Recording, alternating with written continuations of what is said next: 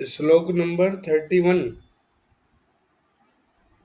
इसके विमर्श में हृदय के बारे में बता रखा है। पढ़ लेना ये सब चीजें, ये तो सब एनाटॉमी फिजियोलॉजी ये सब जानते ही हो। हार्ट जो होता है फर्स्ट पैराग्राफ में महाप्राचीर, इसके नीचे महाप्राचीर होता है फर्स्ट लाइन में डायफ्राम। सेकंड लाइन में अशुद्ध रक्त लाने वाली महाशिराएं होती है। फिर पल्मोनरी वेन होती है, पल्मोनरी आर्टरी होती है, ये तो सब जानते ही हो तुम। अओर्टा होता है। फिर तीसरे पैराग्राफ में देखो एक बार, फीटल सर्कुलेशन ये बताया हुआ है। इसमें तीसरी चौथी लाइन में पढ़ना। सेकंड लाइन में देखो, दो अम्बलाइकल वेन होती है, राइट और लेफ्ट। फोर्थ लाइन में यकृत बनने के बाद राइट अम्बलाइकल वेन डिसअपियर हो जाती है, बट लेफ्ट अम्बलाइकल वेन गर्भ के जीवन तक रहती है। फिर नेक्स्ट पैराग्राफ में आओ, डबल सर्कुलेशन होता है फिटस का। अधो महाशिरा इंफीरियर वीना कावा से रक्त डक्टस विनोसस के थ्रू हेपेटिक वेन से, उदर से, पैरों से आता है।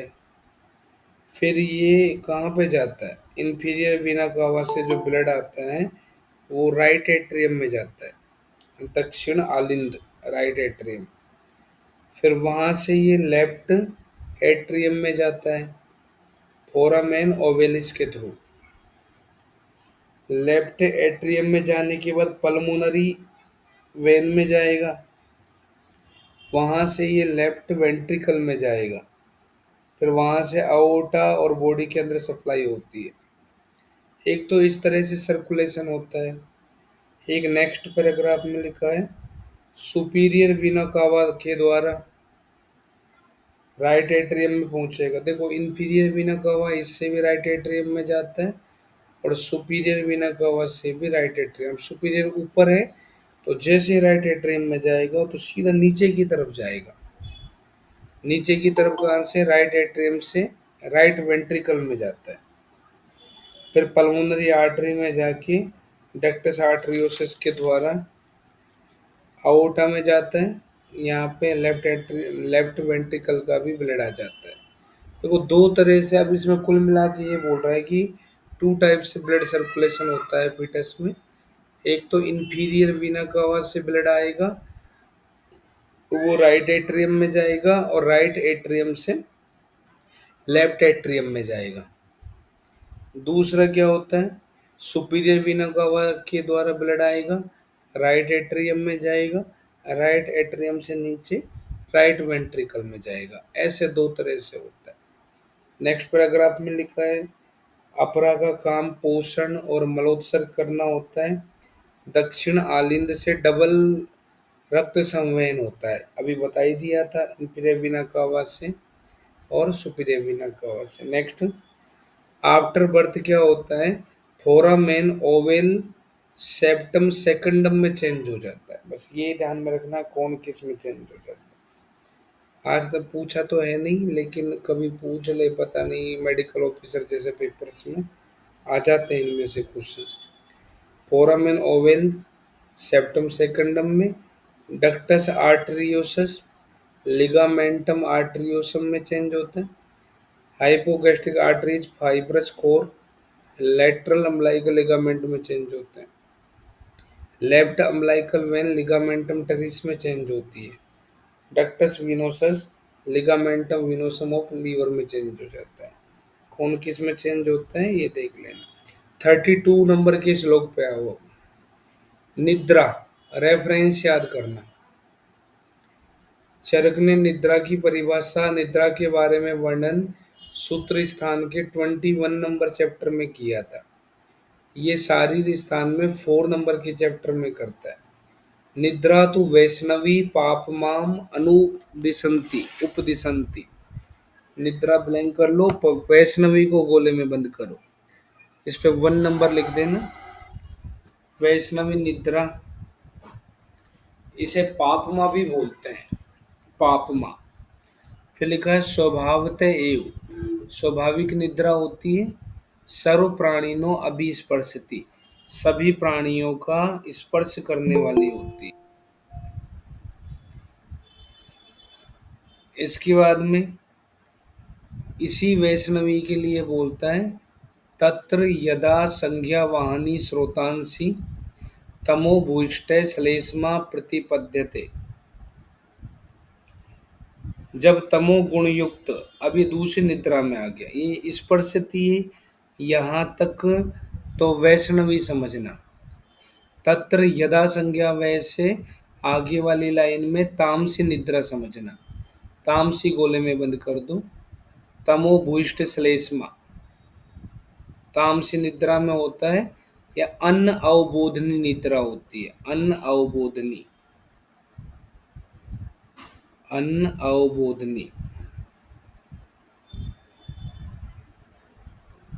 ज्ञान नहीं होने देती है ये। स प्रलय काले, प्रलय के समय में आती है। तामसी निद्रा प्रलय के टाइम में आती है। फिर नेक्स्ट लाइन में तमो भूयिष्ठा नाम अहेसु निशासु च भवति रजो भूयिष्ठा नाम अनिमित्तम सत्व भूयिष्ठा नाम अर्धरात्रे। फुल स्टॉप लगा देना। और यहाँ तक जो लाइन है ये हमें वैष्णवी निद्रा के लिए करनी है। ये लाइन हमें वैष्णवी निद्रा के लिए करनी है। वापिस से वैष्णवी के लिए करनी है 3rd नंबर की लाइन। अगर वैष्णवी निद्रा तम से भूयिष्ठ होती है, जो स्वाभाविक निद्रा होती है, तो मनुष्य दिन रात सोता रहता है। अहसु निशासु, दिन और रात। अगर वैष्णवी निद्रा रज से भूयिष्ठ होती है, रज बड़ा रहता है, तो अनिमित्तम, कोमा लगा दो। अनिमित मतलब कभी भी सो जाता है। अनिमित्त काल होता है, कभी रात में कभी दिन में, ऐसे नींद आती रहती है। अगर वैष्णवी निद्रा सत्व भूयिष्ठ होती है तो अर्धरात्रे, रात्रि में सोता है ये। तो ये लाइन गलती से तुम तामसी के लिए मत कर देना। ये लाइन तुम्हें करनी है इसके लिए, वैष्णवी के लिए। फिर क्षीण श्लेष्मणाम अनिल बहुला नाम मने शरीर अभितापी नाम च न एव सा वैकारिणी भवंती। वैकारिणी गोले में बंद कर दो। जो वैकारिक निद्रा होती है 3 नंबर की होती है। तो अपन VTV करके याद कर सकते हैं। V से वैष्णवी, T से तामसी और V से वैकारिकी। ऐसे 3 टाइप्स होते हैं। तो वैकारिकी में लिखा है क्षीण कफ होता है, वात बड़ा रहता है, मन शरीर में संताप उत्पन्न करती है, न एव, इसमें नींद आती ही नहीं है। वैकारिकी निद्रा के अंदर रोगी को नींद आती ही नहीं है। इसके बाद विमर्श में वही लिखी है, नहीं पढ़ना हमें। अष्टांग संग्रह के 7 भेद होते हैं, जो मैंने तुम्हें चरक के अनुसार बता दिए थे विमर्श में। 33 नंबर के श्लोक में आओ। हृदयम चेतना स्थानम उक्तम सुश्रुत देही नाम। ये लाइन रेफरेंस याद करना, सुश्रुत का स्टेटमेंट है। उक्तम में नीचे ऊ की मात्रा आती है, सुश्रुत में नीचे ऊ की मात्रा आती है। चेतना का स्थान कहाँ है? हृदय को।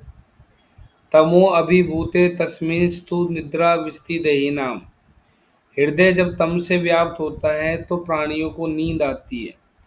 निद्रा हेतु स्तम है, निद्रा का कारण तम होता है।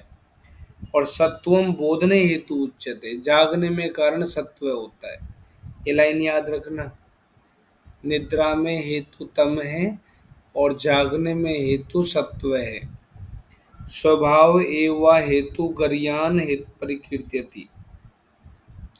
निद्रा में स्वभाव ही प्रधान कारण होता है, उसके लिए दूसरे हेतुओं की आवश्यकता नहीं होती है। इसके बाद में नेक्स्ट 37 नंबर का श्लोक। सर्व ऋतुषु दिवा स्वापै प्रतिसिद्धो, कोमा लगा दो, अन्यत्र ग्रीष्मात, सभी ऋतुओं में दिवा स्वप्न का निषेध है, ग्रीष्म ऋतु को छोड़कर। ग्रीष्म दिवा स्वप्न करा सकते हैं।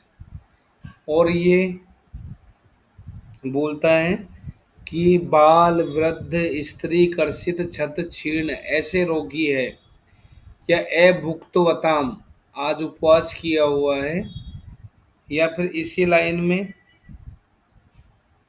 अजीर्णा नाम अजीर्ण के रोगी है, इनमें मुहूर्तम दिवा स्वप्नम अप्रतिसिद्धम, ये एक मुहूर्त तक दिवा स्वप्न कर सकते हैं, मतलब 48 मिनट सो सकते हैं ये सभी ऋतुओं में, इनमें निषेध नहीं है। कौन से अजीर्ण की बात कर रहा है? रस्से रस से साजीर्ण, रस से साजीर्ण की शयन चिकित्सा होती है। फिर रात्रौ अपि जागृतवताम जागृत कालाद अर्धम इष्यते दिवा स्वप्नम, मान लो किसी ने सारी रात जागरण किया है, 6 घंटे जागा है, तो 6 घंटे का आधा मतलब 3 घंटे उसको दिन में सोना चाहिए। नॉर्मली तो 48 मिनट्स बताया है, तुम सबको भी सोना चाहिए, 48 मिनट तो तुम्हें भी सोना चाहिए, क्योंकि तभी तो आगे के लिए तैयार रहते हो पढ़ने के लिए, नहीं तो फिर दिमाग नहीं चलेगा अगर नहीं सोए तो दिन भर में। इसके बाद में विकृति ही दिवा स्वप्नो नाम, विकृति गोले में बंद कर दो, दिवा स्वप्न, दिवा स्वप्न को विकृति कहा है। तत्र स्वप्ताम अधर्म है सर्वदोष प्रकोपस्य, दिवा स्वप्न से अधर्म होता है और सर्वदोष प्रकोपक होता है, जबकि चरक वाग्भट में दिवा स्वप्न से कौन से दोष कुपित होते हैं? पित्त कफ, चरक में श्लेष्म पित्त प्रकोपक होता है, और यहाँ पे सर्वदोष प्रकोपक है सुश्रुत में, सहसे सुश्रुत में सहसे सर्वदोष प्रकोपक है। फिर लिखा है इसके प्रकोप होने से का श्वास प्रतिशय जैसे रोग हो जाते हैं, ज्वर हो जाता है, ये कफज रोग है। फिर रात्रु अपि जागृतवताम, रात्रि में जागरने से क्या हो सकता है? वात पित्त निमित्तास्त एव उपद्रवा भवंती, वात पित्त का प्रकोप होता है। दिवा स्वप्न सर्वदोष प्रकोपक होता है, रात्रि जागरण वात पित्त प्रकोपक होता है। 39 नंबर में सेकंड लाइन पढ़ो, न अति स्थूल कृष्य श्रीमान नरो जीवेत समासतम, एरो लगा के लिख देना, सम्यक निद्रा का लाभ। शरीर ना ज़्यादा स्थूल होता है ना ज़्यादा क्रश होता है, और मनुष्य जो होता है 100 वर्ष की आयु प्राप्त करता है। समा मतलब वर्ष, शतम मतलब 100, 100 वर्ष की आयु प्राप्त करता है मनुष्य अगर सम्यक निद्रा लेता है डेली की डेली। नेक्स्ट 41 के अंदर आओ, निद्रा नाश किस वजह से होता है? निद्रा नाशो अनिलात पित्तात, वात और पित्त निद्रा नाश करने वाले होते हैं और कफ नींद लाने वाला होता है। अब निद्रा नाश में चिकित्सा क्या करनी है? 42 में आओ, निद्रा नाश से अभ्यंग मूर्धनी तेल निसेवनम, अभ्यंग कराना है, सिर पे तेल धारण कराना है।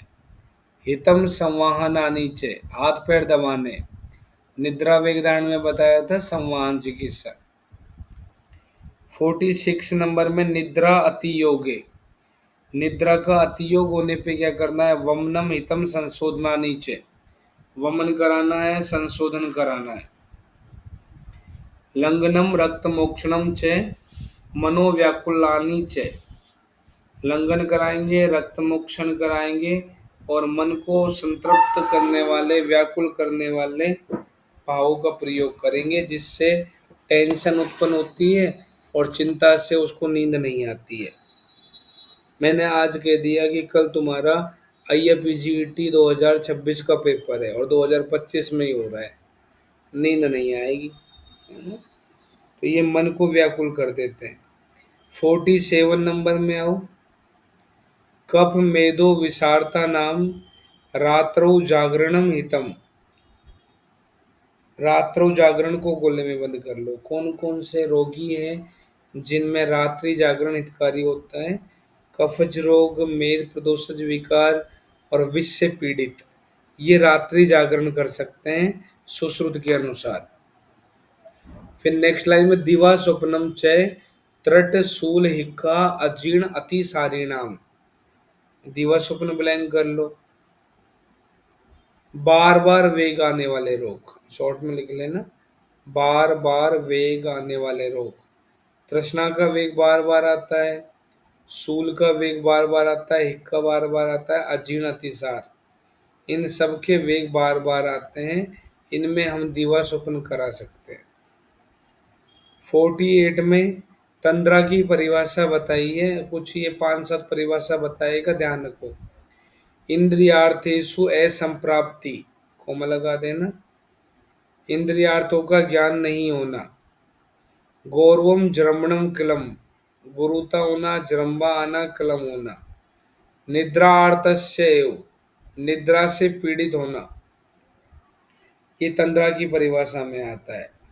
इंद्रियार्थेषु असंप्राप्ति, तय पे खत्म होता है, तय से तंद्रा शुरू कर देना। क्लम मानसिक थकावट इसका लक्षण होता है तंद्रा का। नेक्स्ट 49 में जरम्बा, जरम्बा मुंह फाड़ते हैं, आ ऐसे करते हैं, तो इसमें क्या होता है? पीतवा एकम अनिल उच्छ्वासम उद्वेष्टन विव्रत आनने, विव्रत आनन मतलब मुख खोलते हुए एक हवा का श्वास लेना है। फिर श्वास अंदर लेंगे तो उद्वेष्टन, शरीर में पीड़ा होती है। यम मुंचती सनेत्रश्रम, फिर जैसे ही हम सांस छोड़ते हैं वापिस से, तो आंखों से पानी आ जाता है। जब हम जरम्बा लेते हैं उस समय ऐसा ही होता है। तो अगर हम प्रैक्टिकली करके देखें तब भी ये लक्षण मिलते हैं इसमें। नेक्स्ट 50 नंबर में कलम, कलम की परिभाषा, कलम को गोले में बंद कर लो। यो अनायास है सिर में, बिना परिश्रम के थकावट या मानसिक थकावट बोल सकते हैं। देहे प्रवृद्धे श्वास वर्जित, बिना परिश्रम के थकावट हो रही है, श्वास नहीं आता है इसमें। और लास्ट में इंद्रियार्थ प्रबाधक, इंद्रियार्थों में बाधा उत्पन्न होती है। इंद्रियार्थेषु असंप्राप्ति, तय पे खत्म हुआ, तय से तंद्रा। इंद्रियार्थ प्रबाधक, कै पे खत्म हुआ, कैसे क्लम, ऐसे याद कर लेना। नेक्स्ट 51 नंबर, इसमें लास्ट में लिखा है आलस्य। आलस्य क्या परिभाषा होती है? सुख स्पर्श प्रसंगित्वम, पढ़ते पढ़ते कोई आराम की बातें बोल दे बस, तो ये आलस्य ही है। सुख और स्पर्श का अनुभव होना। दुख द्वेषण लोलता, दुखकारी वस्तुओं को दूर करना। सक्त से च अपि अनुत्साह, समर्थ तो है लेकिन काम करने के प्रति उत्साह नहीं है, इसे आलस्य बोलते हैं। 52 में आओ, उत्क्लेश, लास्ट में उत्क्लेश खोले में बंद करना। उत्क्लिश्य अन्नम न निर्गच्छेत, कोमा लगा दो, मुख में पानी आने से अन्न का उत्क्लेश तो हो जाता है लेकिन बाहर नहीं आता है, मतलब वमन नहीं होता है। प्रसेक इष्टवनेरितम, स्फुटम आता रहता है बार बार। हृदय पीड़ियते, हृदय में पीड़ा होती है उत्क्लेश के अंदर। 53 में ग्लानी, ग्लानी गोले में बंद करो।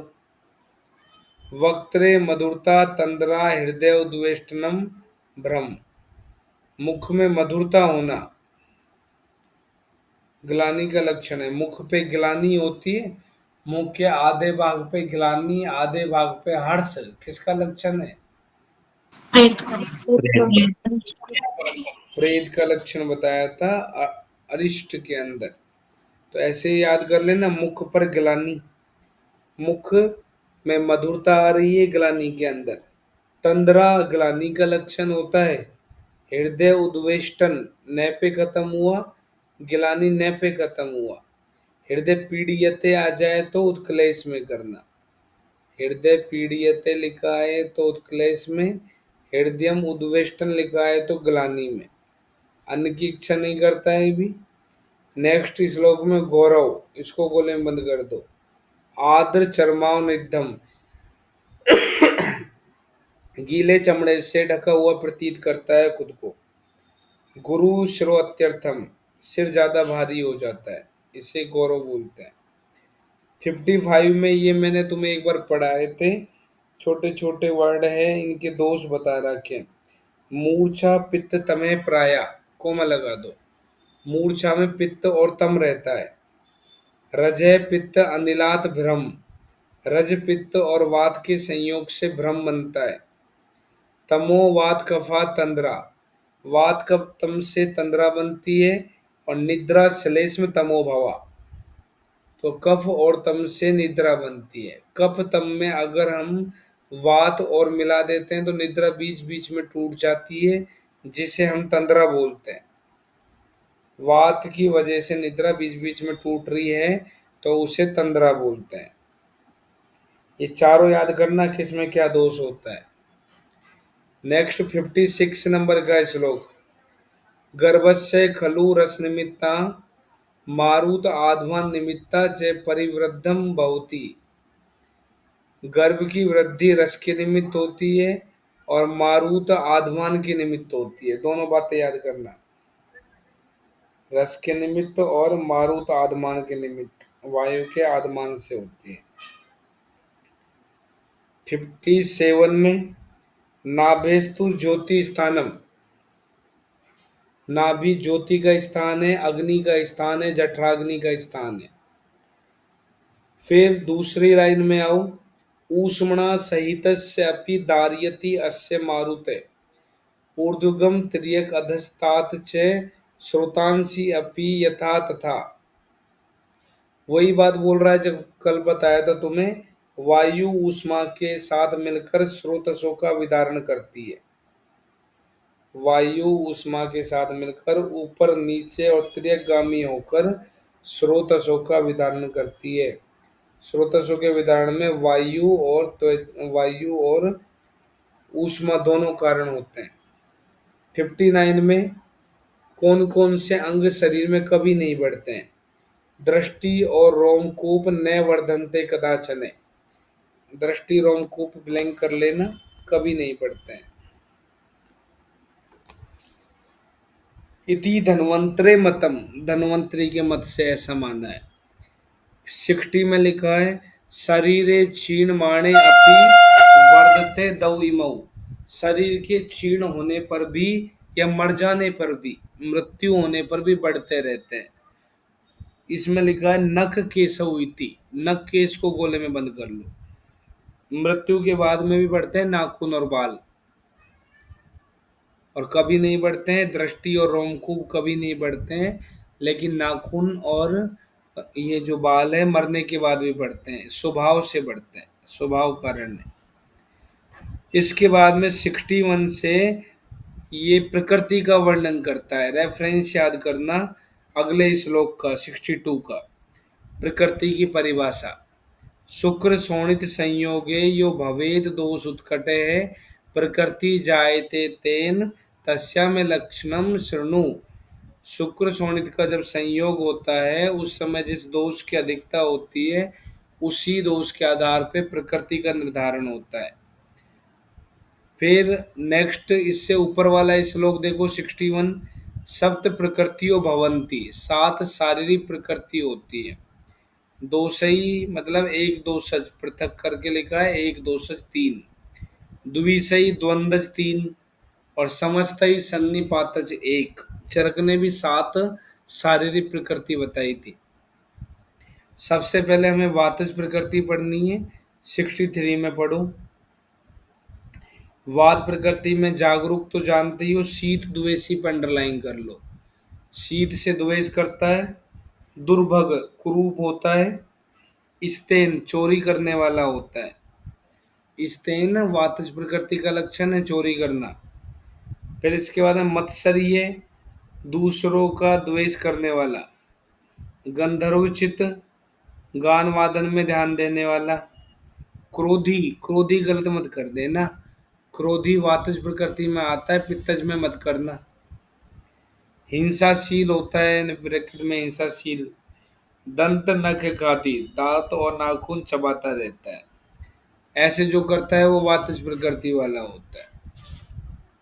नेक्स्ट 64 में आओ। 64 के अंदर एधृति, एधृति रासिक था, तामसिक था या सात्विक था? राजनीतिक नासिक और रजो बहुला क्या था? वायु वायु दोनों का संबंध हो गया। नेक्स्ट लाइन में देखो, अटनशीलता लिखा है, द्रुत गति अटन, अटनशीलता सात्विक था, राजसिक था या तामसिक था? राजसिक राजसिक तो रजो बहुला वायु, तो वायु में ही अटनशीलता लिखा है, वायु में अधीरता लिखा है, ऐसे ही रज में लिखे हैं ऐसे। फर्स्ट लाइन में देखो, कृतघ्न किए हुए उपकार को नहीं मानने वाला। सेकेंड लाइन में अटनशीलता व्यति च गच्छति संभ्रमेण सुप्त है, निद्रा में आकाश में गमन करने वाला होता है। फिर एक लाइन छोड़ के अगली लाइन में, अज गोमायु सस आखो उष्ट्र सुनाम तथा, ऐसे जीवों के समान आचरण करता है, बकरी के समान, श्रृंगाल के समान, खरगोश, आखू चूहा, ऊंट, कुत्ते के समान आचरण करने वाला वातज प्रकृति वाला होता है। गृध्र काक खर आदि, इस पे भी अंडरलाइन कर लो, गधे के समान, कौवे के समान और खर, खर के समान आचरण करता है। गिद्ध, गधा सब आ जाएंगे। ऐसे करके 9 भागों में डिवीजन किया है विमर्श में। पहली लाइन में 9 भाग लिखे हैं, सब 9 भाग है ये सारे, 9 तरह से, कोई जरूरत नहीं है याद करने की। नेक्स्ट देखो, ए गेवा, अगुआ वर्ड याद कर लेना। 66 में ए गेवा, ऐसे बोलना, अजा गोमायु आसु, सब एक साथ, गे से ग्रद का खर और वा से वातज में नाम आएंगे, ऐसे अगुआ, अगुआ करके बोलना। नेक्स्ट श्लोक में पित्तज प्रकृति में फर्स्ट लाइन में दुर्भग, वातज भी था दुर्भग, पित्तज भी दुर्भग है। वली पलित खालित्य जुष्टो, ऐसे रोग हो जाते हैं। बहुभुग, ज्यादा भोजन करने वाला होता है। उष्ण द्वेषी, उष्णता से द्वेष करता है।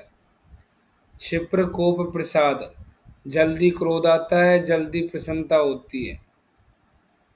मध्यम बल वाला है, मध्यम आयु वाला होता है, पित्तज वाला, पढ़े थे हम चरक के अंदर। नेक्स्ट लाइन है मेधावी, मेधा प्रसाद पित्त के कर्म होते हैं। प्रभाव प्रसादो मेधा च पित्त कर्म अविकारजम, तो मेधावी पित्तज में करना। तेजस्वी भी पित्तज में। समितिसु दुर्निवार वीर्य, युद्ध में जिसके पराक्रम को कोई सहन नहीं कर सकता, मतलब लड़ने में पारंगत होता है, लड़ता रहता है, पित्तज वाला। नेक्स्ट लाइन में सुप्त है सन, स्वप्न में क्या करता है? कनक पलाश कणी कारान संपश्येत अपि च हुताश विद्युत उल्का, नींद में कनक, स्वर्ण, पलाश, कनेर, अग्नि, बिजली, उल्का, ऐसी वस्तुओं को देखता है।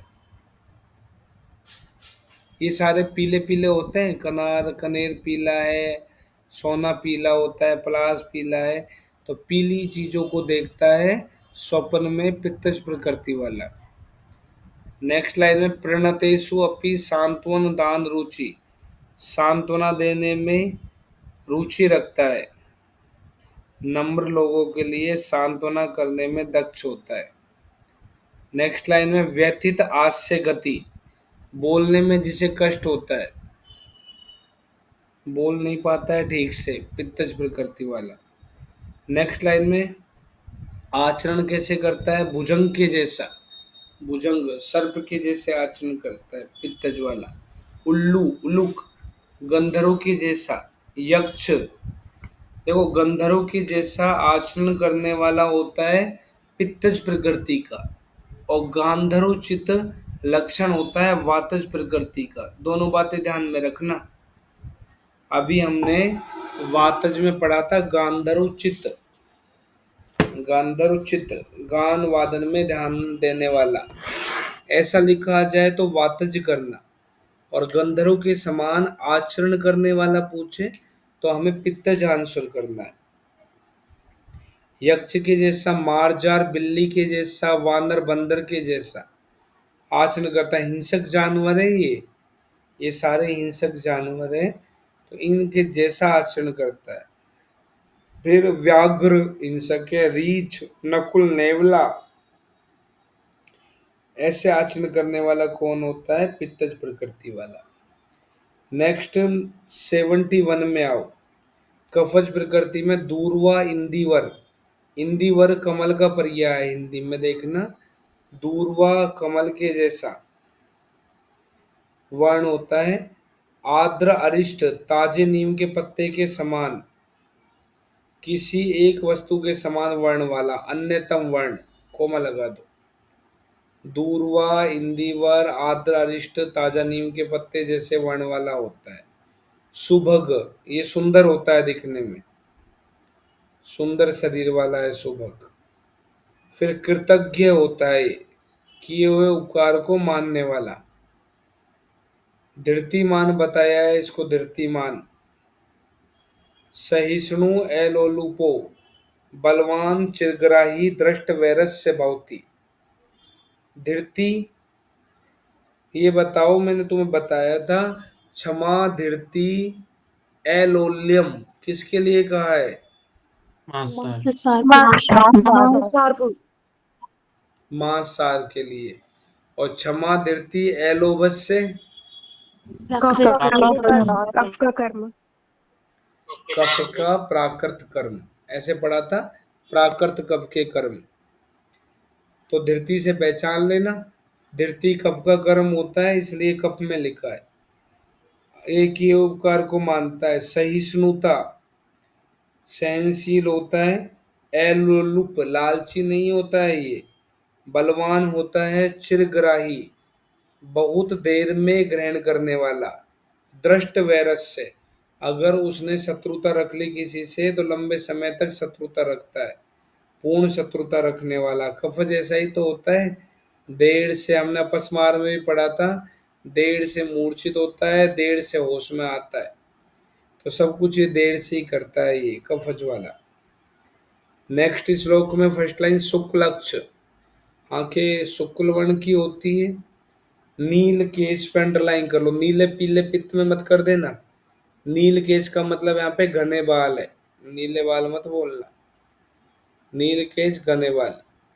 जलद मृदंग सिंह घोष, जलद मतलब बादलों के समान, मृदंग के समान, सिंह के समान स्वर होता है गंभीर। सुप्त है सन स कमल हंस चक्रवाकान संपश्येत च जलास्यान मनोज्ञाना। तो सुप्त मतलब स्वप्न में, कमल, हंस, चकोर और जलाशयों को देखता है, स्वप्न में इनको देखने वाला होता है। ये सारे देखने में सफेद होते हैं, कमल, हंस, चकोर, जलाशय सफेद होते हैं, तो स्वप्न में सफेद चीजें देखता है।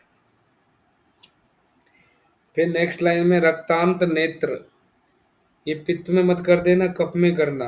रक्तांत नेत्र, रक्त वर्ण की नेत्र है। इसी लाइन में लास्ट में सत्व गुणोत्पन्न, पित्त में नहीं करना, कफ में ही करना है, सत्व गुण से युक्त। नेक्स्ट लाइन में क्लेश सम, क्लेश को सहन करने वाला होता है।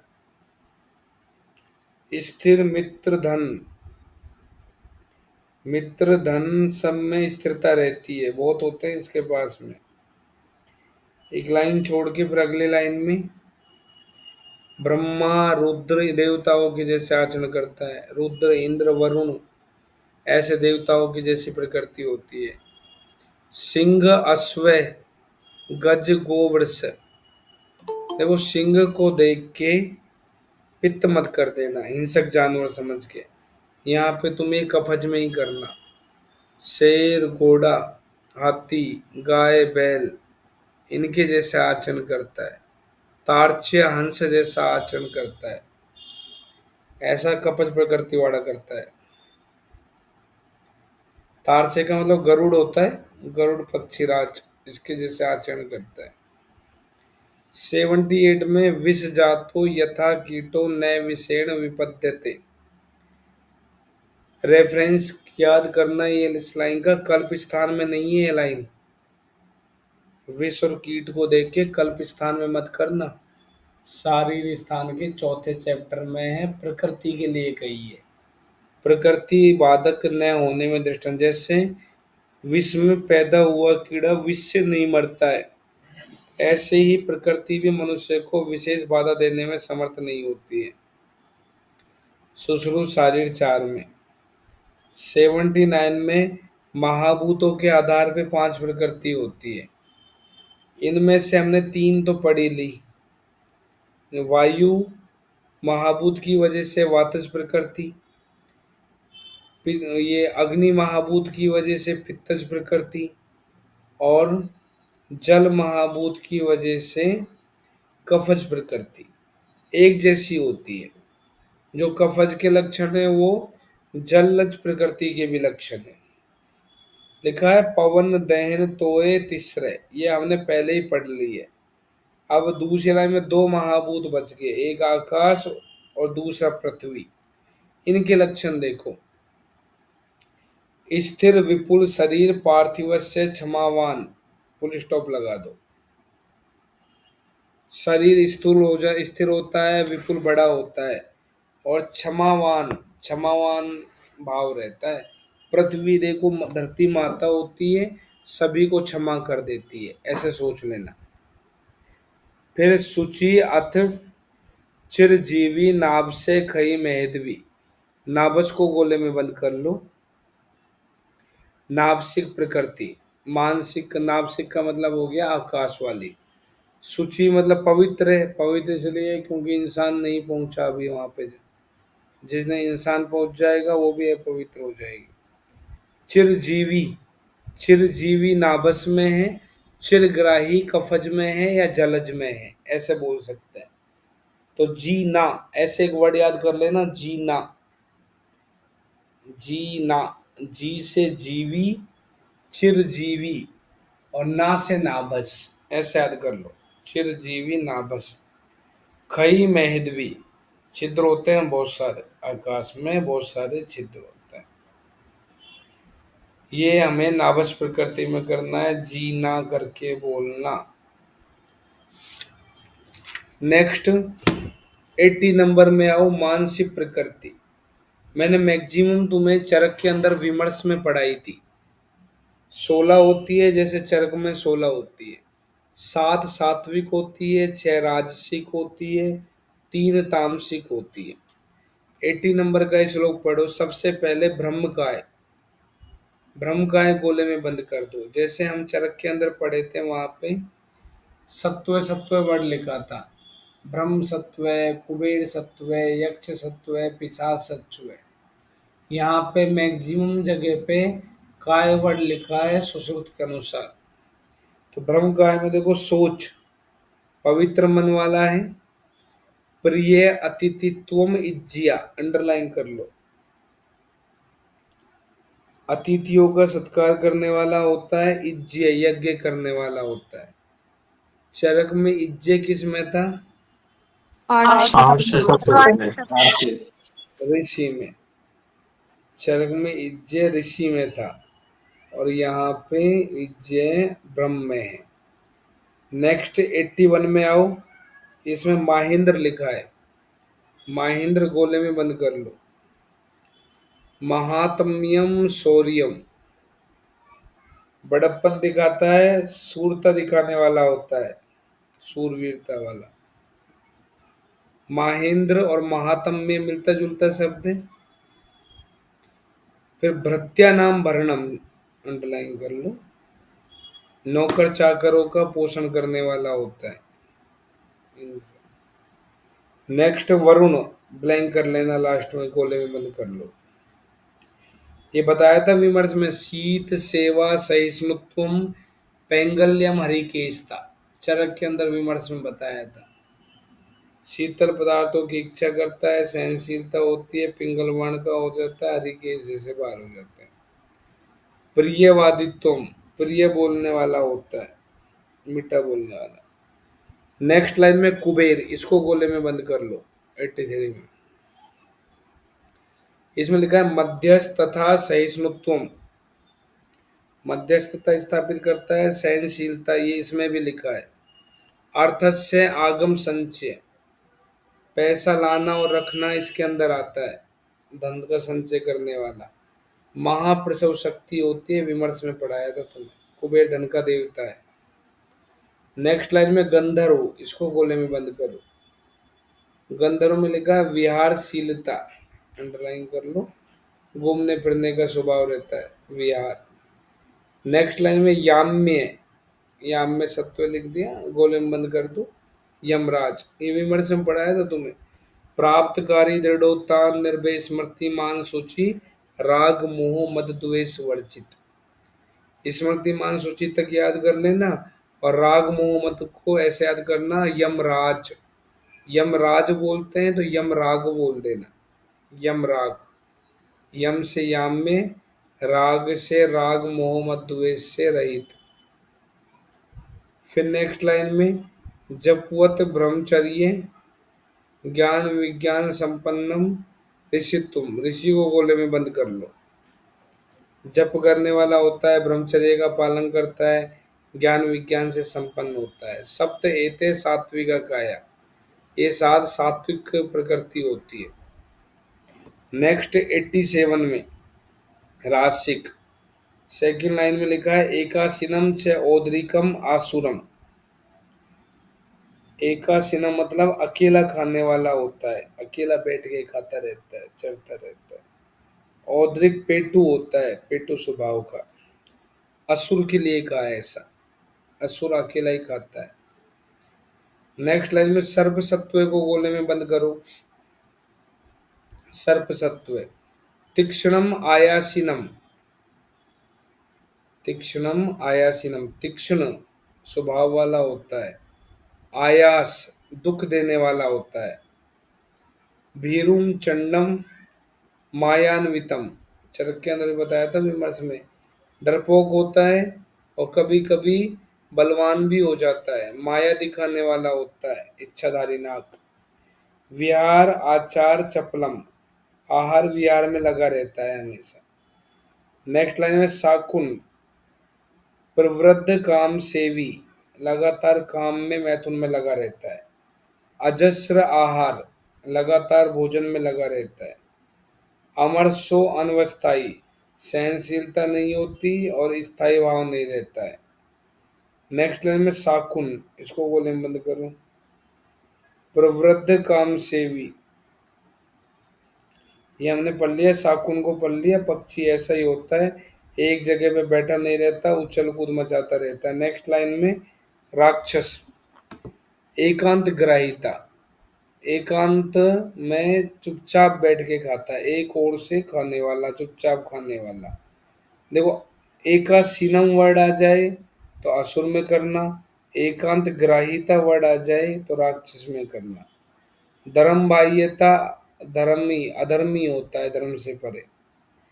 वृषम आत्मस्तवस्यापि राक्षसम, आत्म पूजक होता है ये, अपनी पूजा कराने वाला होता है। आत्म पूजक अपनी पूजा कराता है राक्षस। और चरक में आत्म पूजक कौन था? असुर, असुर, असुर। चरक में असुर अपनी पूजा कराता है। नेक्स्ट लाइन में 91 में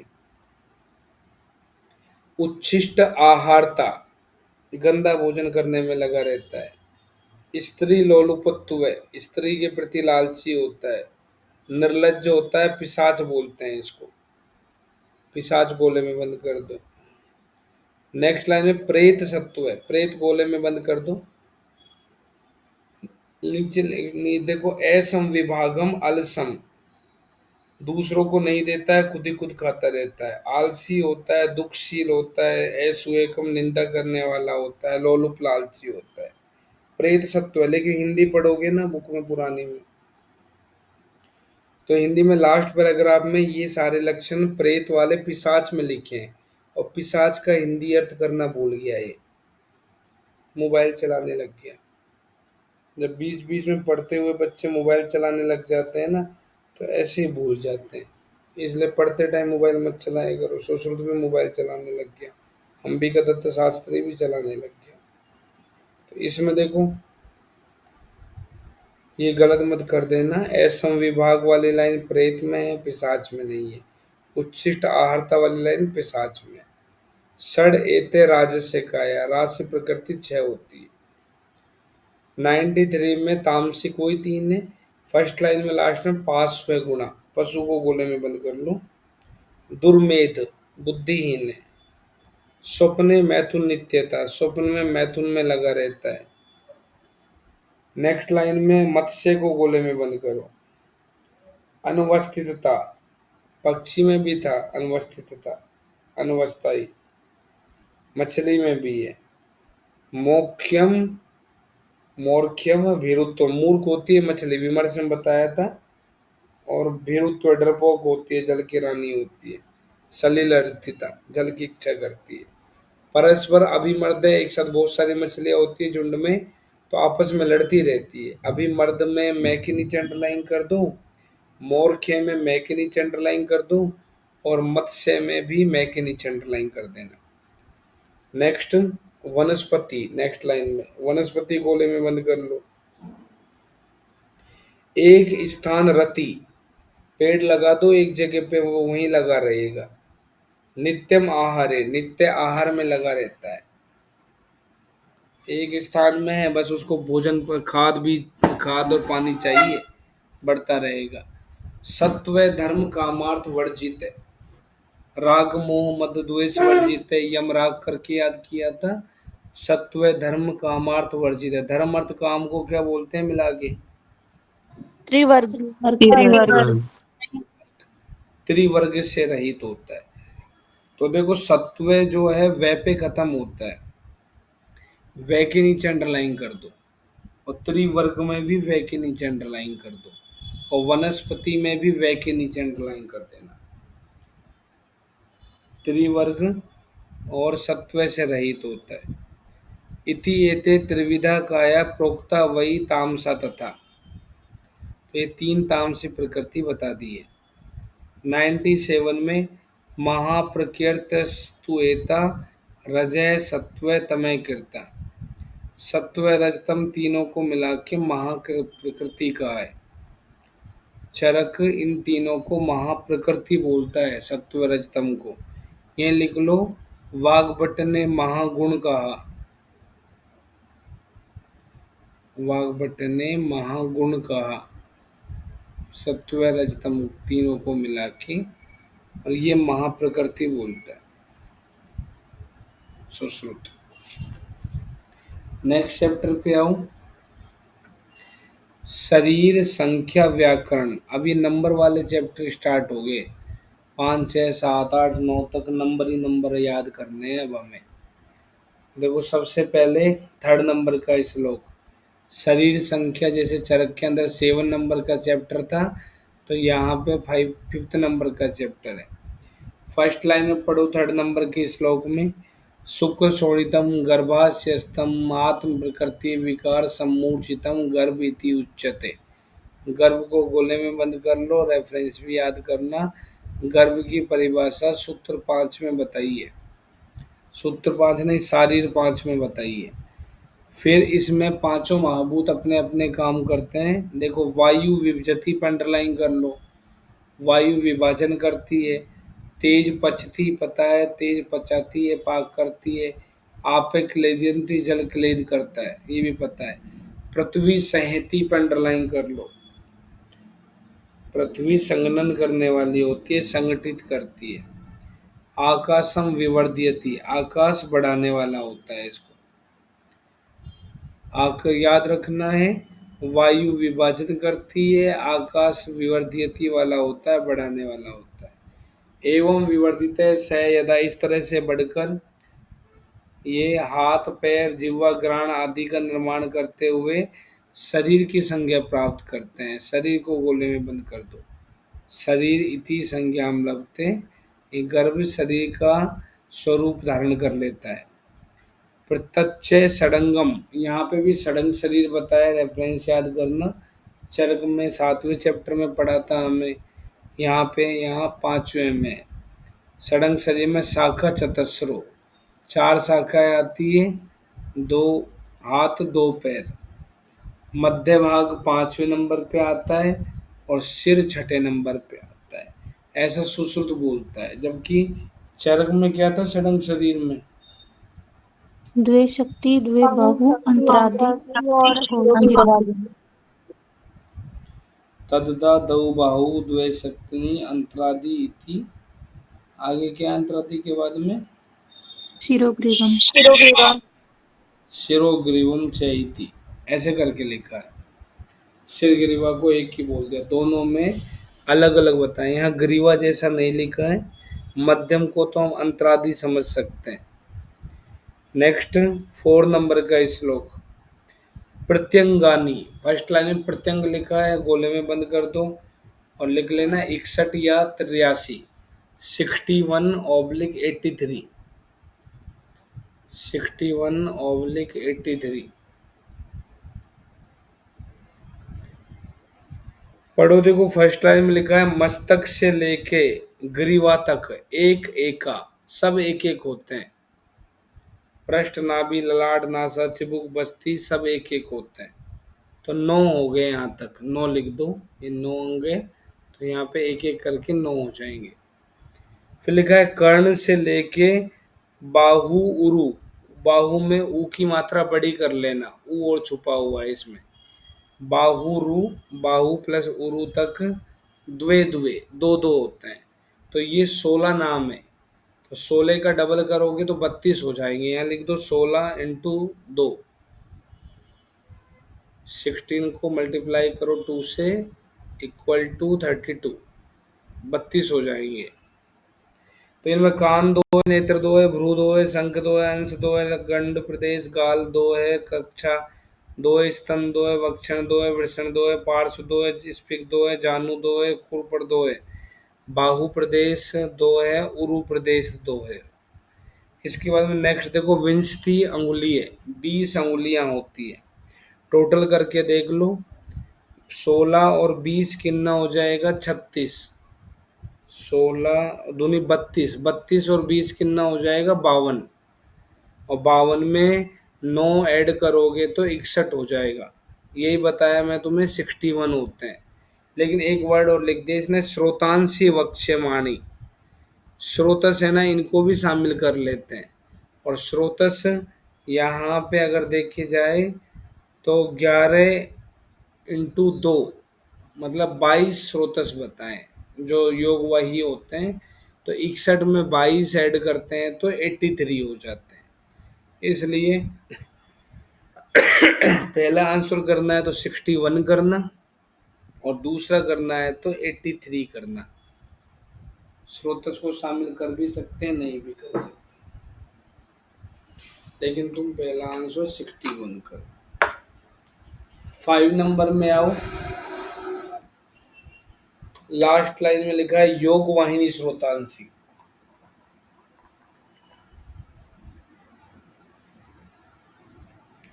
स्रोतस जो है योगवाही होता है।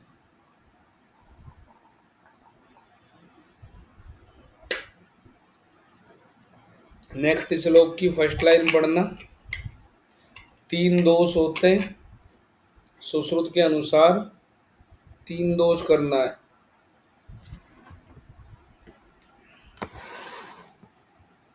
दूसरी लाइन में बता दूंगा अभी। फर्स्ट लाइन में देखो त्वचे सप्ते, 7 त्वचा पढ़ ली, कला सप्ते 7 कला पढ़ ली। हास्य भी याद रखना, 7 ही बोलना है ना, स्त्री और पुरुष का नाम नहीं ले। और ऐसे पूछे हास्य कितने होते हैं, तो बिना नाम लिए पूछे तो 7 करना। धातु साती होती है, 700 सिराए होती है, नंबर याद रखना है, चरक में भी सिराए 700 ही थी। यहाँ लिखा है पंच पेशी सतानी, पेशी 500 होती है, स्त्री पुरुष नहीं बोल रहा, कॉमन बोल रहा है 500, लेकिन चरक के अनुसार पेशी कितनी थी? 400। 400। चरक में 400 थी, यहाँ 500 है। फिर नौ स्नायु सतानी, 900 स्नायु है दोनों में। त्रीणी अस्थि सतानी, 300 अस्थियां हैं। चरक में कितनी अस्थियां थी? 360। 360। 360। त्वे दशोत्तरे संधि सते, 210 संधियां हैं। चरक में कितनी संधियां थी? 200। 200। 200। वहां थी, 210 है। सप्तोत्तरम मर्म शतम, 107 मर्म होते हैं, दोनों जगह इतनी ही है। चतुर्विंशति धमनी है, धमनियां 24 होती है। चरक में कितनी धमनियां थी? 200। 200। 200। वहां 200 थी, यहाँ पे धमनियां 24 ही है। त्रियो दोषा, 3 दोष है। चरक में दोष कितने थे? 2। दो। शारीरिक और मानसिक 2 या 5। त्रियुमला, 3 मल होते हैं। 9 स्रोतांशी, स्रोतांशी पूछे तो 9 आंसर करना है, इसका मतलब होता है बहिर्मुख स्रोतस। 16 कंडरा होते हैं, षोडश कंडरा। षोडश जालानी, जाल 16 होते हैं। षट कूर्च, कूर्च 6 होते हैं। चतस्रो रज्जुए, 4 रे पे खत्म हुआ, और रज्जू रे से शुरू कर देना, मास रज्जू।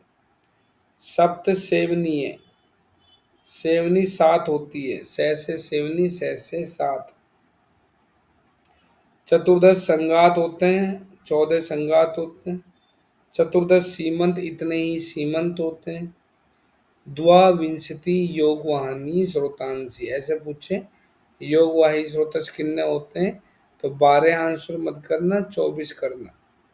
द्वाविंश 11 नहीं करना, 22 आंसर करना है। हमने पढ़े थे स्रोतस सारे। ये कौन कौन से नहीं मानता चरक वाले? अस्थि मज्जा और स्वेद। अस्थि, मज्जा और स्वेद नहीं मानता। कौन सा नया मानता है? आर्तव। तब है। तो 13 में से 3 हटाएंगे, 10 बचेंगे, आर्तव ऐड करेंगे तो 11 हो जाएंगे, 11 का डबल 22। तो योग वाई स्रोतस 22 होता है। द्विकानी अंतराणी, आंत्र 2 प्रकार की होती है, क्षुद्रांत स्थूलांत्र ऐसे बोल देते हैं। नेक्स्ट 8 नंबर का श्लोक देखो। 7 नंबर में बोल रहा है त्वचा, कला, धातु, मल, दोष, यकृत, पिलिया, फुफ्फुस, शुंडु, हृदय, वृक्क, सब हमने पहले पढ़ लिए चौथे चैप्टर में। अब आज से पढ़ो 8 नंबर में। आज से 7 कौन से हैं? वात, पित्त, कफ, रक्त एक साथ बोल देना। फिर आमाशय, पक्वास से एक साथ बोल दो। कल हमने पढ़ा था पक्व आमाशय मध्य, तो आम पक्वास से एक साथ बोल दो। फिर मूत्राशय, ऐसे 7 आशय होते हैं। लेकिन स्त्री नाम गर्भाशय अष्टमी थी। स्त्री करके पूछे तो 8 हास्य करना। स्त्रियों में 8वां हास्य गर्भाशय होता है। गर्भाशय कहाँ स्थित होता है? विमर्श में देख लो। विमर्श में तीसरी लाइन लिखा है, दूसरी तीसरी लाइन में। यह अष्टांग संग्रह वाग्भट का श्लोक है। रक्तस्य अधे क्रमात् परे, सब ये सीक्वेंस याद रखना है हमें वाग्भट का। रक्ताशय से शुरू होता है, ये रक्ताशय कंठस्राय, ये रक्ताशय समझो। इस रक्ताशय से नीचे हमें जाना है कफाशय, थोरेक्स रीजन, कफाशय उदय प्रदेश। कफाशय से नीचे क्या लिखा है? आमाशय, स्टोमक, आमाशय स्टोमक वाला पार्ट हो गया, ये एपिगेस्ट्रिक वाला जो रीजन है यहाँ पे। फिर इसके बाद में आमाशय के नीचे पित्ताशय, पित्ताशय के नीचे पक्वाशय, पक्वाशय के नीचे वाताशय अपान वायु, और इसके नीचे मूत्राशय यूरिनरी ब्लैडर। फिर गर्भाशय आठवां होता है। गर्भाशय कहाँ बोला है? स्त्री नाम पित्त पक्वास्य अंतरा। इसी लाइन के अंदर पित्त और पक्वास्य के बीच में गर्भाशय रहता है। पित्ताशय का मतलब नाभि, नाभि का जो लगभग स्थान होता है। और यहाँ पित्त नाभि का स्थान हमने क्या पढ़ा था? कल तुम्हें बताया था पित्त पक्वास्य मध्य, नाभि ग्रहणी और पित्ताशय। यहाँ पे भी देख लेना, ऐसे बताया था कल तुम्हें, आम पक्वास्य मध्य। और यहाँ पे भी देखो आम और पक्वे के बीच में क्या आ रहा है? पित्ताशय। आम और पक्वे के बीच में पित्ताशय, यही नाभि है, यही ग्रहणी है। षष्ठी पित्त धरा कला। फिर पक्वा, और अगर यहाँ देखें ना, पित्त आशय के नीचे और पक्वाशय के ऊपर गर्भाशय होता है, ये भी याद रखना। तो सुश्रुत का सीक्वेंस याद करने की जरूरत नहीं है, लेकिन वाग्भट का सीक्वेंस पता होना चाहिए। कुल मिला के स्त्रियों में 8 हास्य होते हैं, और अगर स्त्री पुरुष नहीं बोले तो 7 ही आंसर करना। 9 नंबर में सार्ध त्रिव्याम व्यामानी अंतराणी पुंसाम, पुंसाम गोले में बंद कर दो। स्त्री में आंत्र की लंबाई 3.5 व्याम होती है, 3.5 व्याम। और इस यहाँ पुंसाम पुरुष में 3.5 व्याम। स्त्री नाम अर्ध व्याम हीनानी, और स्त्रियों में लंबाई आधा व्याम कम, मतलब 3 व्याम। देखो ऐसे याद करना, स्त्री त्रि पे खत्म हुआ, स्त्री त्रि पे खत्म हुआ, त्रि से त्रिव्याम बोल देना। स्त्री में 3 व्याम हो गई, और स्त्री से आधा व्याम ज्यादा पुरुष में होती है, 3.5 व्याम। नेक्स्ट 10 नंबर का श्लोक। विमर्श में पढ़ाया था चरक में बहिर्मुख स्रोतस 9 होते हैं।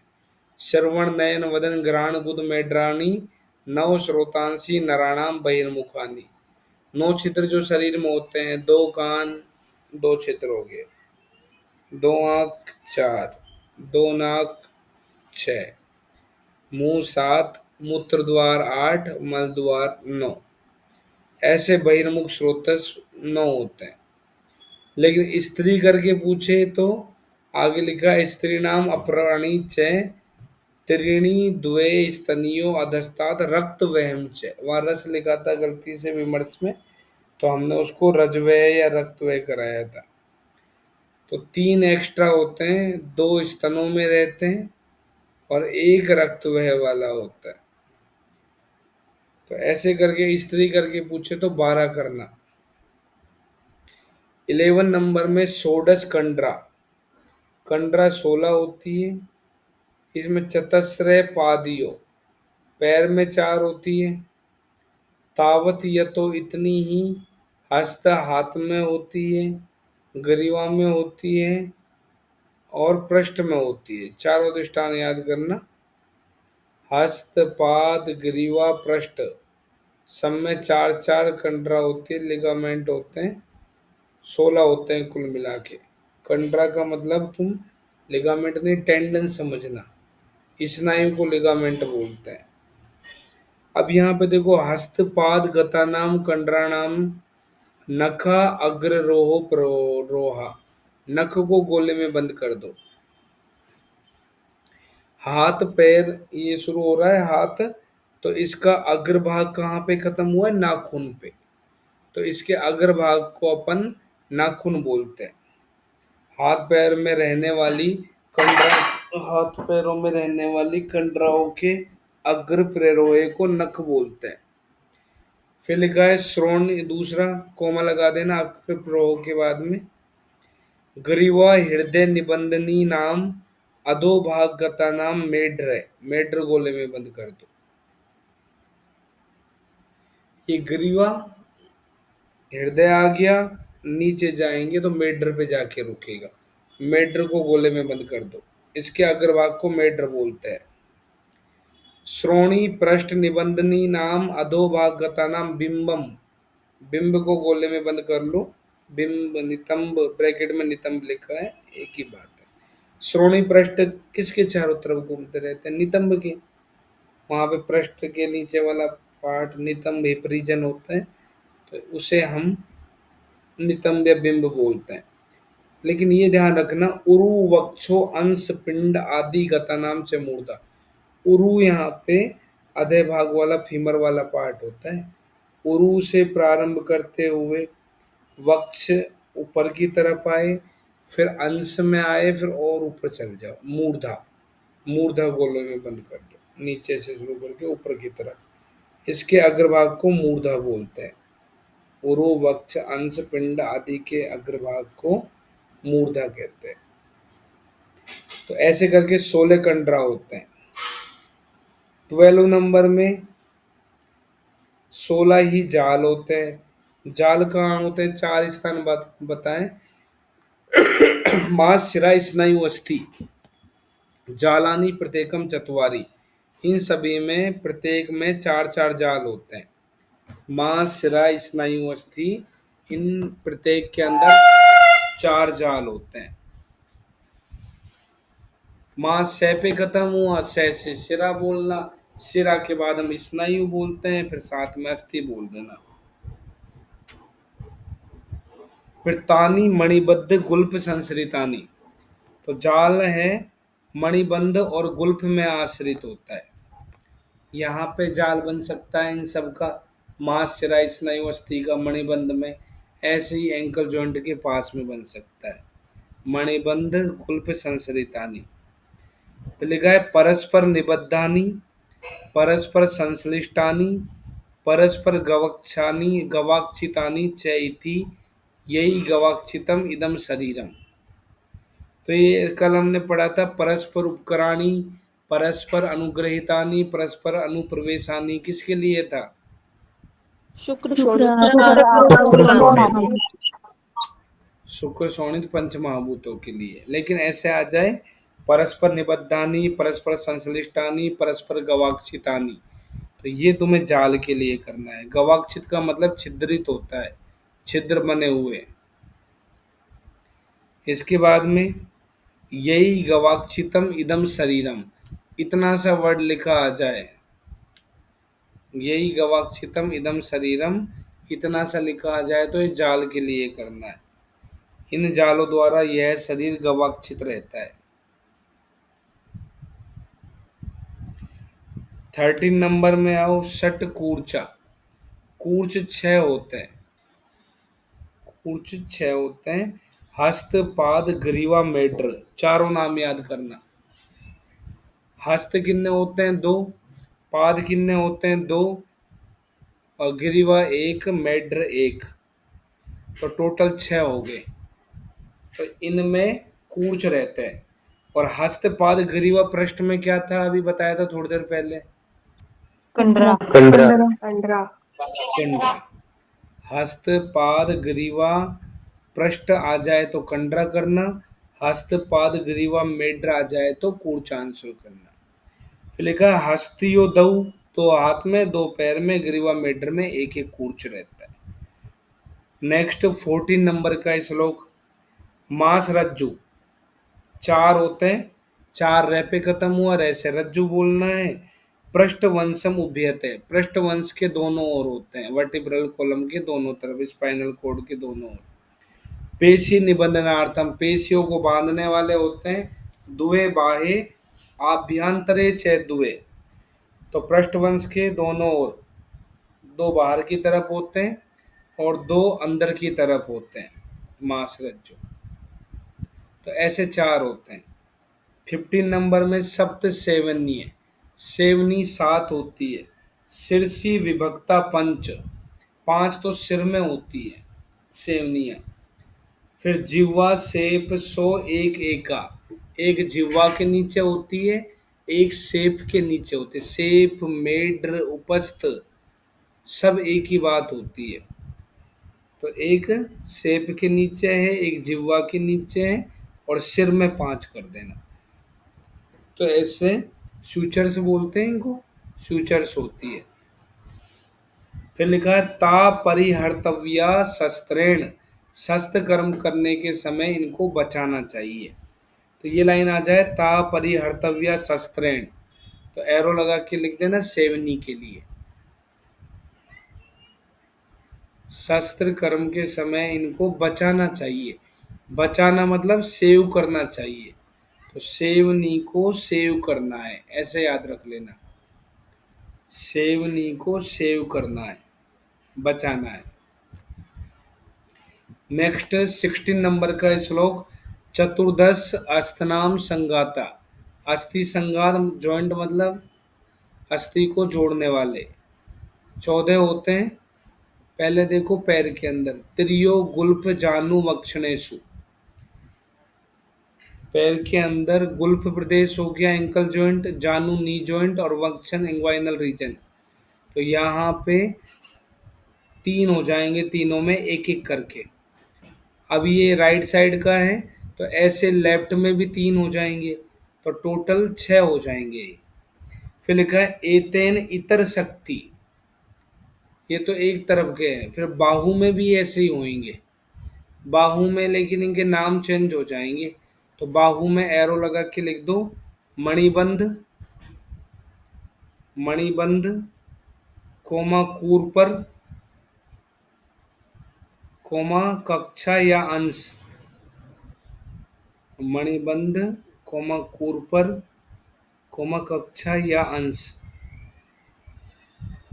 तो मणिबंध राइट साइड का हो जाएगा, लेफ्ट का हो जाएगा। ऐसे ही कूर पर हिंज जो ये हो गया एल्बो, ऐसे ही ये शोल्डर जॉइंट हो गया। तो ऐसे करके हमारे पास में 12 नाम तो पता चल गए हमको।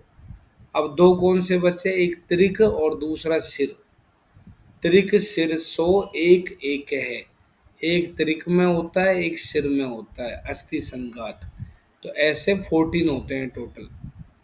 नेक्स्ट 17 में चतुर्दश एव सीमंता, सीमंत भी 14 ही होते हैं। फिर लिखा है अस्थि संघात वत गणनीय, और अस्थि संघात के जैसे ही होते हैं ये। सीमंत अस्थि संघात के समान ही होते हैं, दोनों एक ही जगह पे होते हैं। लेकिन यहाँ पे जैसे 14 बताएं विमर्श में, पहली लाइन में वृद्ध वाग्भट श्रेय कपाल में 5 सीमंत बोलता है, ऐसे 18 सीमंत होते हैं। तो लिख लो अष्टांग संग्रह में 18 सीमंत, 18। 18 संग्रह, अष्टांग संग्रह में 18 सीमंत होते हैं। यहाँ पे सिर में 5 हो जाएंगे। वृद्ध वाग्भट या अष्टांग संग्रह में सिर में 5 हो जाते हैं, और सुश्रुत में सिर में 1 है। अब 5 हो जाएंगे, तो ऐसे करके 18 हो जाते हैं ये। फिर इसके बाद में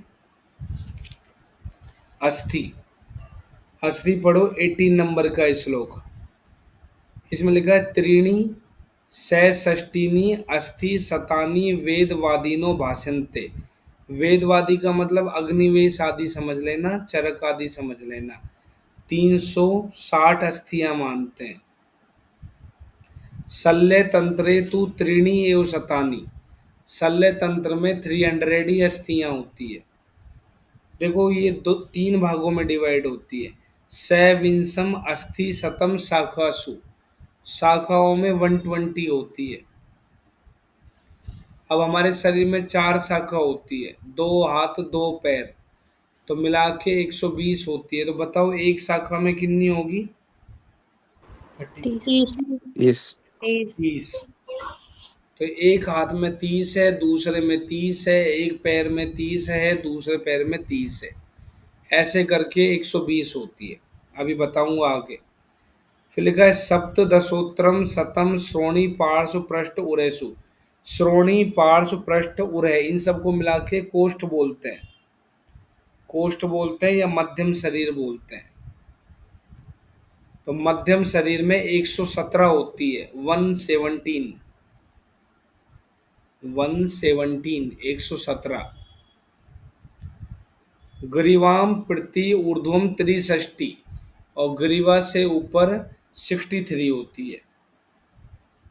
ग्रीवा से ऊपर 63, 63 याद रखना। ग्रीवा से ऊपर 63 होती है, तो कुल मिला के 300 हो जाती है। अब यहीं पे अगर खाली जगह बच रही हो तो एक टेबल जैसे बना लेना जिसमें 4 कॉलम हो। एक टेबल जैसा बना लो जिसमें 4 कॉलम हो। पहले में लिख लो अस्थि, पहले कॉलम में अस्थि। दूसरे कॉलम में लिखो चरक, तीसरे कॉलम में सुश्रुत,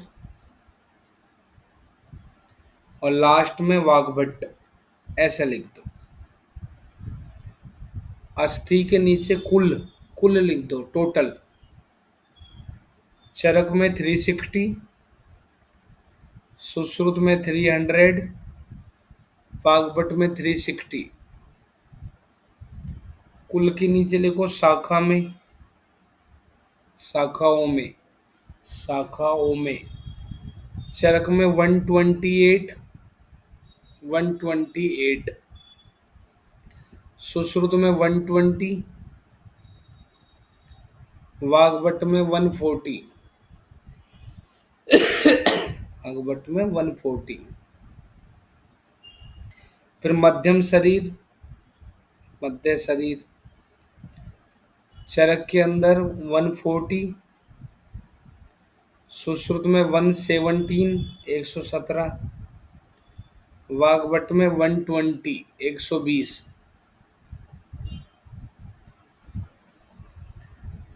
लास्ट ग्रीवा के ऊपर या ऊर्ध्वजत्रुगत। चरक में 92, सुश्रुत में 63, वाग्भट में 100। ऐसे होती है। तो वाग्भट में 140, 120, 100 ऐसे होती है। 19 में सबसे पहले पढ़ो 120 कैसे होती है। 19 श्लोक के नंबर में, इसमें देखो अपन को 30 पढ़नी है। एक एकस्याम तु पाद अंगुल्याम त्रीणि त्रीणि तानि पंचदश, कोमा लगा दो। पैर के बारे में बात करना है। ये सोच रहा है कि ये पैर है हमारा, ये पैर है, तो हाथ में पैर बता रहा हूँ तुम्हें। ये पैर है, इसमें देखो 1 2 3 4 5 6 ऐसे हम काउंट करते हैं, तो 15 नंबर काउंट करते हैं। तो ऐसे ही पाद अंगुली अस्थियां 15 होती है, 15 होती है टोटल। पंचदश 15 हो जाती है, 3 3 करके। एक पाद अंगुली में 3 हो जाएगी, तो ऐसे करके टोटल पाद अंगुली अस्थियां 15 होती है। फिर तल कूर्च गुल्फ संसरितानी, इन तीनों स्थानों को मिला के 10 होती है। अलग अलग नहीं कर सकते इनको, जैसा 10 लिखा है तो तुम 10 ही समझना। तल कूर्च और गुल्फ तीनों को मिला के 10 होती है।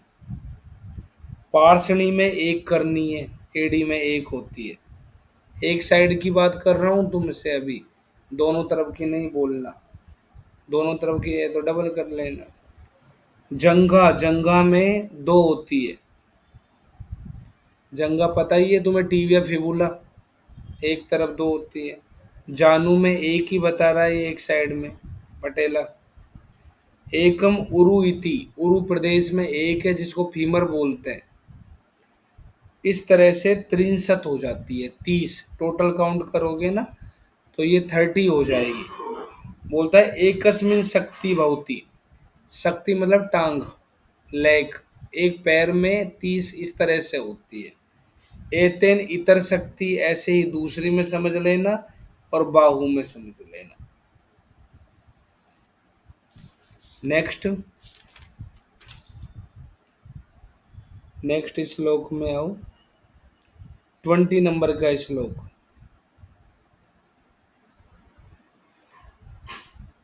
20 नंबर का श्लोक।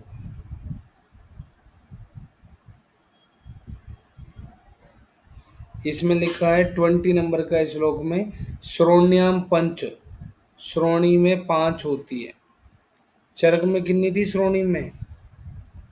3 तीन। तीन। वाग्भट में कितनी थी? 4। 4 चार। तो यहाँ 5 होती है। 5 कैसे है देखो, गुद भग नितंब सु चतवारी, गुद भग नितंब में चार चार होती है। त्रिक संसृतम एकम, कोमा लगा दो। गुद में एक, भग में एक और नितंब में दो, ऐसे चार होती है। और त्रिक प्रदेश में एक होती है। तो कुल मिला के पांच हो जाएंगी। फिर पार्श्वे षट त्रिंशत एक एकस्मिन, एक पार्श्व में 36 बोलता है ये, 36 होती है। द्वितीय अपि एवं, दूसरे में भी इतनी हो जाएगी। तो टोटल पार्श्व में 72 अस्थियां होती है। चरक में कितनी थी परशु का अस्थि? 24 24। 24। चरक में परशु का अस्थि 24 थी। फिर ये बोलता है चरक की 24 परशु का अस्थि है, 24 स्थालक बन जाएंगे, 24 स्थालक अर्बुद बन जाएंगे। तो टोटल 72 होती है। ऐसे ही इसने डायरेक्ट ही 72 बोल दी। इसने स्थालक और स्थालक अर्बुद नहीं माना। पृष्ठे त्रिंशत, पृष्ठ में 30 होती है। चरक में कितनी थी पृष्ठ में? 45। 45। 45। पैसे पृष्ठ, पैसे 45। अष्टौ उड़सी, उदय प्रदेश में 8 होती है। चरक में कितनी थी? 14। 14 14। चरक में 14 थी। यहाँ पे 8 याद रखना। अंश फलक में 2 होती है, इसके पुला। नेक्स्ट 21 में आओ। 21 के अंदर ग्रीवा में 9 होती है। चरक में कितनी थी ग्रीवा में? 15। 15 15 थी। अभी यहाँ से आगे ना 5वें चैप्टर से लेके 9वें तक बस ये नंबर ही याद करने और बहुत समझ के याद करने। गरिमा में 9 होती है यहाँ पे, वहाँ 15 बताइए। फिर कंठनाड़ी 4 होती है, हनु में 2 है। चरक में हनु अस्थि कितनी थी? 1। एक। 1। 1। और हनु मुंह को बांधने वाले बंधन 2। 2। 2। 2। 2। दांत तो मानता है ये, 32 दांत होते हैं, लेकिन दंत उलूखल और नख नहीं मानता, जबकि चरक दंत उलूखल नख को भी मानता है। नासायाम त्रीणी, नासा में 3 होती है। चरक में कितनी थी नासिका में बताओ? 1। एक। एक। सिंगल करके याद किए थे हम, सिंगल। एकम तालुनी, यहाँ तालु में 1 है, चरक में तालु में 2। 2। 2। 2। 2 अस्थि थी। फिर गंड प्रदेश में, कर्ण प्रदेश में, शंख प्रदेश में एक एक करके होती है। एक साइड वाले में एक एक हो जाएगी, दोनों में दो दो हो जाएंगी। फिर सट सिर सीति, ये याद रखना, सिर कपाल में 6 होती है यहाँ पे, जबकि चरक में कितनी थी सिर कपाल में? 4 4। 4। 4। वहां सिर कपाल में 4 थी, यहाँ पे 6 होती है, याद रखना। यही ऊपर लिख लो। गणनाथ सेन के अनुसार प्रत्यक्ष शारीर में 200, कुल 200 अस्थियां होती है। गणनाथ सेन ने प्रत्यक्ष शारीर ग्रंथ लिखा था, उसमें 200 बोन्स होती है टोटल। फिर लिखना अकॉर्डिंग टू मॉडर्न साइंस, मतलब आधुनिक मत अनुसार 206, 206। सुश्रुत धन्वंतरी पूछे तो 300।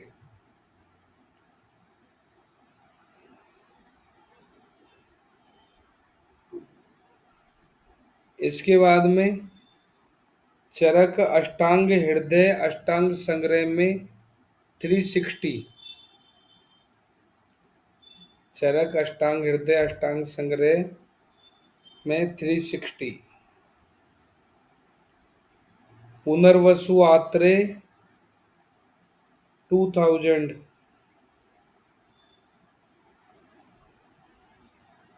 2000 सबसे ज्यादा मानता है पुनर्वसु आत्रे। 2000 अस्थियां, जो भी हार्ड पार्ट नजर आए उनको इसने अस्थि मान लिया। 22 नंबर में आओ। ये तो अभी हमने अस्थि के नंबर पढ़े थे। टोटल 300 होती है, लेकिन प्रकार या टाइप्स पूछे तो 5 टाइप्स की बोन होती है। एतानी पंच विधानी भवंती, 5 प्रकार होते हैं अस्थि के। कपाल रुचक तरुण वलय नलक संज्ञकानी। शॉर्ट में एक वर्ड लिख लेना, करोतवन, कैरोतेवने, करोतवन, करोतवन। कैसे कपाल, रो से रोचक, तय से तरुण, वैसे वलय, न से नलक, करोतवन। चैत्र रथवन कहाँ पड़ा था? सूत्र 26। सूत्र 26 में तंबासा हुई थी चैत्र रथवन में। तो ये अपना करोत वन है। इसमें हमें 5 अस्थियां पढ़नी है करोत वन के अंदर। कपाल फ्लैट बोन हो गई, कार्टिलेज में तरुण अस्थि आ जाती है। वलय अस्थि एक तरह से रिंग टाइप्स की होती है, और नलक ट्यूब या पाइप शेप वाली होती है। अब कौन सी अस्थि किस तरह की है, एक एक वर्ड याद रखना है तुम्हें। जानु, नितंब, अंश, गंड, तालु, शंख, श्रेयसु, कपलानी। कपालानी गोले में बंद कर दो। ये फ्लैट है, देखो जानु फ्लैट है, देख लेना। ये फ्लैट है, सिर प्रदेश फ्लैट है, संघ प्रदेश फ्लैट है, ये गंड प्रदेश फ्लैट है, तालु फ्लैट है। ठीक है। फिर नितंब हिपबोन फ्लैट होती है, अंश इसके पुला फ्लैट होती है, ऐसे पहचान लेना। तो इन स्थानों पे जो अस्थि होती है वो कपाल होती है। अब तुमसे ये पूछेगा कपाल अस्थि नहीं है निम्न में से, तो तुम्हें ये पता रहेगा कि कौन सी है, तभी तो नहीं है करोगे। ऐसे पूछ सकता है तालु में किस तरह की अस्थियां होती है, तो दूसरा क्वेश्चन ऐसे बन गया। या एक मैचिंग का क्वेश्चन दे सकता है कि 4 अस्थियों के प्रकार लिख दिए, कपाल रुचक तरुण वलय, और सामने 4 नाम लिख दिए अस्थियों के। अब इनका सुमेलित युग्म बनाओ, मैच करो। तो ऐसे भी क्वेश्चन आ सकता है। 2 स्टेटमेंट भी आ सकते हैं। ऐसे आ सकता है कि जानू में रुचक अस्थि होती है, दसन में कपाल अस्थि होती है, तो अपने दोनों स्टेटमेंट रॉन्ग हो गए। तो ऐसे हर तरह से क्वेश्चन बन सकते हैं इसमें से, अस्थि में से। आगे देखो, दसनास्तु रुचकानी, दांतों में रुचक अस्थि होते हैं। देखो रुचि का पता, टेस्ट का पता दांतों से लगता है। कुछ खाते हैं तो दांत ही टच होते हैं, फिर जीवा अपना इस पर वो रस गुण से काम करती है। घ्राण कर्ण ग्रीवा अक्षी कोशेषु तरुणानी, ऐसे ही बोलना है इस लाइन को। घ्राण अणे पे खत्म हुआ, कर्ण अणे पे खत्म हुआ, और तरुण भी अणे पे खत्म हुआ। ये 2 तो ऐसे ही याद हो जाएंगे। फिर गान घ्राण बोल दिया, कान बोल दिया, तो आंख भी बोल देना, और साथ में ग्रीवा याद रखना है तुम्हें। इन सब में तरुण अस्थि होती है, कार्टिलेज होती है। पार्श्व पृष्ठ उरेसु वलियानी, इनमें देखो रिब्स होती है, तो ये रिब्स कैसी रहेंगी, वलय रिंग शेप रहेंगी। या स्पाइनल कोड रहती है, तो पार्श्व वर्टिब्रा वगैरह रहती है। तो पार्श्व में, पृष्ठ में और उरय प्रदेश में वलय अस्थियां होती है। शेषाणी नलक संज्ञकानी, जो बच गई वो सब हमें नलक में करनी है। अब जैसे कोई तुमसे कहे बताओ उरुअस्थि, उर्वस्थि, फीमर किस तरह की बोन है, बताओ। नलक नलक नलक हो गई। ह्यूमरस, ह्यूमरस किस तरह की है? नलक रेडियस, अल्ना, टीबिया, फिबुला किस तरह की बोन होती है? नलक अस्थि। ठीक है। ट्यूब जैसी रहती है, नली जैसी होती है, पाइप जैसी होती है। लेकिन छोड़ मत देना कुछ भी इनमें से, सारे नाम याद करने हैं जैसे लिखे हैं वैसे की वैसे ही।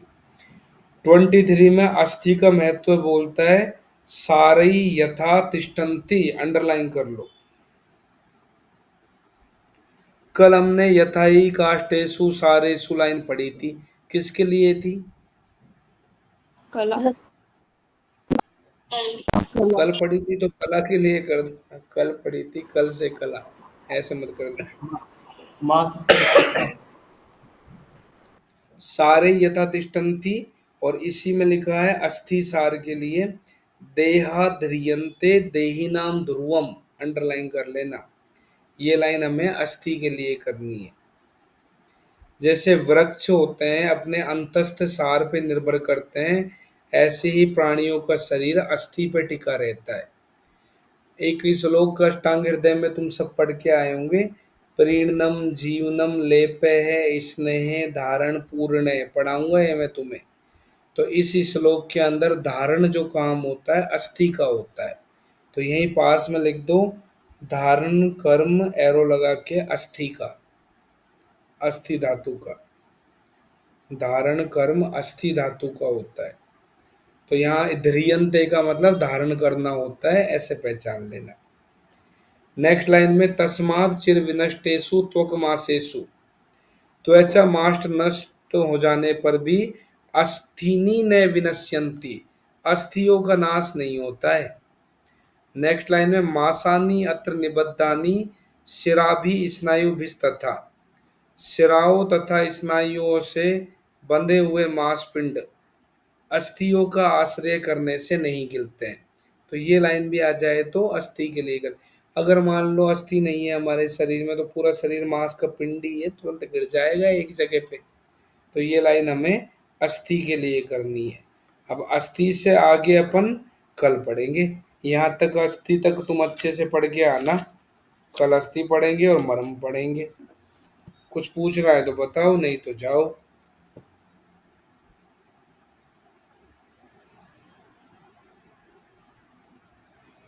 बस